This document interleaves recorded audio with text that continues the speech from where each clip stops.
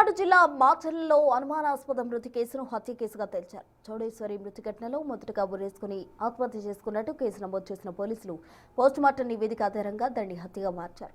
మృతురాలి తండ్రి చంద్రశ్రీను అతని బంధువు శ్రీను కలిసి చౌడేశ్వరిని హత్య చేసినట్టు ఒప్పుకున్నారు. మాచర్ల టౌన్ పోలీస్ స్టేషన్ వద్ద వీరిని అరెస్ట్ చేశారు. చౌడేశ్వరి తన కుటుంబ సభ్యుల మాట వేరకుండా జమ్ములబడక గ్రామానికి చెందిన నాగరాజును ప్రేమించి వివాహం చేసుకుంది. ఈ విషయంపై కుటుంబంలో వివాదం నెలకొంది. పంచాయతీ పేరుతో మళ్లీ పెళ్లి చేస్తామని నమ్మించి చౌడమ్మను ఇంటికి తీసుకెళ్లిన తండ్రి ఆమెను ప్రేమ వివాహం చేసుకున్నందున పరువు పోయిందని భావించి హత్యకు పథకం రచించాడు. ఇంట్లో ఎవరూ లేని సమయంలో తండ్రి చంద్రశ్రీను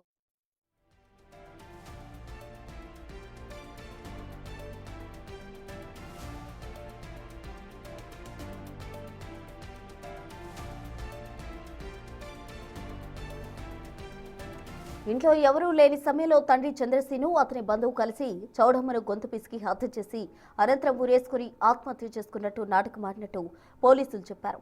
ఈ ఘటన స్థానికంగా కలకలం రేపింది. నిందితులకు మాచర్ల జడ్జి ప్రశాంత్ 14 రోజుల రిమాండ్ విధించారు.